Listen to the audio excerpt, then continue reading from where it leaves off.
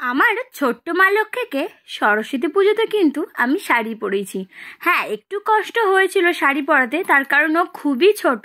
তোমরা দেখতেই পাচ্ছ ওকে শাড়ি পরানোটা মানে সত্যি বলতে খুবই কষ্ট হয়েছিল ওকে শাড়ি পরাতে। তারপরে দেখো এই যে শাড়ি পরিয়ে দিয়েছি, কেমন লাগছে অবশ্যই কিন্তু বলো। আর এই দেখো ওর দাদু কিন্তু ট্রাই করছে জুতো পরানোর, তারপরে পারলো না, তারপরে বাবা কিন্তু চেষ্টা করছে। তো ফাইনালি ওর বাবা জুতোটা পরিয়ে দিল, তারপরে কিন্তু ওর বাবার সাথে যাবে একটু ঘুরতে। সরস্বতী পুজো বলে কথা, আর ঘুরতে যাবে না তা কি কখনো হতে পারে বলো? তার জন্য কিন্তু সুন্দর করে রেডি করিয়ে দিয়েছিলাম। এইবার কিন্তু চলে যাবে কথা ওর পাপার সাথে ঘুরতে। দেখো বেরিয়েও পড়েছে, এই যে ছোট্ট কিন্তু সরস্বতী লাগছে, মা লক্ষ্মী থেকে এখন কিন্তু সরস্বতী লাগছে। যাই হোক, এটা কিন্তু আমরা বলছি না, অনেকেই এই কথাটা বলেছে যে ছোট্ট সরস্বতী লাগছে। তো যাই হোক, তারপরে দেখো এই যে গোটা সেদ্ধ সারা রাত ধরে রান্না হয়েছিল, তোমরা দেখেছো ভিডিওতে। এই যে গোটা সেদ্ধগুলো কিন্তু সবাইকে দেওয়া হয়েছে, আর হাঁড়ি কিন্তু খালি হয়ে গেছিল।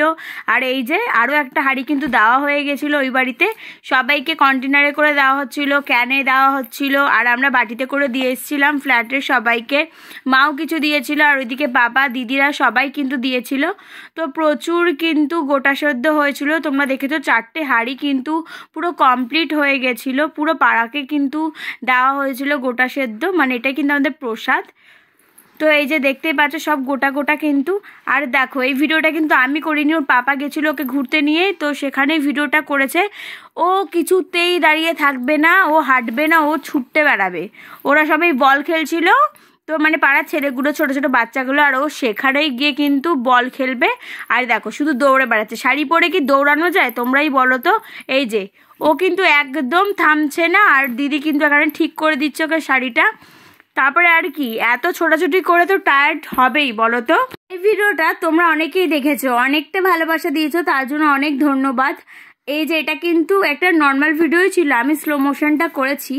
তারপরে দেখো যেই না বাড়িতে এসছে এত টায়ার্ড হয়ে গেছে, এত ছোটাছুটি করলে তো হবেই বলো তো। এই যে বলছে আমাকে শাড়িটা খুলে দিতে, আর এদিকে ইশারা দিয়ে দেখাচ্ছে, কথা তো অত বলতে পারে না। এই যে দেখো ওর একদম ভাল লাগছে না এগুলো পরে, শুধু বলছে যে এগুলো খুলে দিতে। সরস্বতী পুজোর পরের দিন কিন্তু আমাদের গোটা সেদ্ধ দিয়ে ভাত খেতে হয়, তো পান্তা ভাত খেতে হয়, সেটাই কিন্তু মা বেড়ে দিয়েছিল। তো আমি, মা, ঠাকুমা সবাই মিলে কিন্তু খাচ্ছিলাম। পান্তা ভাত, এটা হচ্ছে গোটা সেদ্ধ, আর এটা হচ্ছে গরম ভাত। তার সাথে হচ্ছে এই যে কুলের কি চাটনি। আগে পান্তা ভাতটা খেয়ে মানে এইগুলো খেয়ে তারপরে গরম ভাতটা খেতে হবে, তাই তো? যাই হোক, খাওয়া দাওয়া কিন্তু হয়ে গেছিলো। এবার তোমাদেরকে বলি, কথাকে শাড়ি পরানোর ইচ্ছেটা আমার ছিল না, তার কারণ ও খুবই ছোট, শাড়ি ক্যারি করা ওর পক্ষে সম্ভব না। কিন্তু ওর পাপার যে খুব ইচ্ছে ওকে শাড়ি পরাবে, সাজাবে, তার জন্য কিন্তু ওকে শাড়িটা পরিয়েছিলাম। তো যাই হোক, এই যে আমরা একটু বেরিয়েছিলাম কিন্তু কাজে, তো একটু কাজ ছিল, মার্কেটে যাবার ছিল। তো বাজার ছাড়া জানো না তো আমরা কোথাও যাই না, তো বাজারেই গেছিলাম। তো সেখানেই কিছু ঠাকুর দেখলাম রাস্তায়। আর যে ড্রেসটা পরেছিলাম, ড্রেসটা কিন্তু অ্যানিভার্সারিতে বরমশাই আমাকে দিয়েছিল, তো সেদিনকে আর পরা হয়নি। ভাবলাম যে পুজোর দিনেই চলো পরি, আর যখন বাজারে বেরোচ্ছি তখন এই ড্রেসটা পরেই যাই। তো এই যে বলে না, কথায় আছে না যে কাজের কাজও হলো, এদিকে ঠাকুর দেখাও হলো। তো এই দেখো, তারপরে দেখো ফুচকা খেলাম। ফুচকাতে কি বলবো, 3টে ফুচকা 10 টাকা করে দিয়েছে কাকু, সরস্বতী পুজোর জন্য নাকি এমনি সেটা বুঝতে পারছি না। তো ওখানে একটা কাকু বসে যেহেতু, তার জন্য বুঝতে পারছিলাম না যে ওই কাকুটা কেন 3টে ফুচকা 10 টাকায় দিল, পুজোর জন্যই হয়তো দিয়েছিল।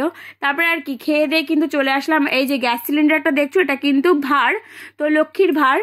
যেহেতু একটা ভাঁড় এনেছিলাম, তোমরা ভিডিও তো দেখেছিলে, ওই ভাঁড়টা কথা না হাত থেকে ফেলে দিয়েছিল, মানে ও বুঝতে পারিনি, ছোট্ট তো ফেলে দিয়েছিল। তার কিন্তু এই ভাঁড়টা আবার নিয়ে এসেছিলাম। ভিডিওটা আজকে কিন্তু এই পর্যন্তই থাকলো। আমার ছোট্ট সরস্বতীকে কেমন লাগছে সেটা কিন্তু কমেন্ট করতে একদম ভুলবে না। সবাই খুব ভালো থেকো, সুস্থ থেকো, টাটা সবাইকে।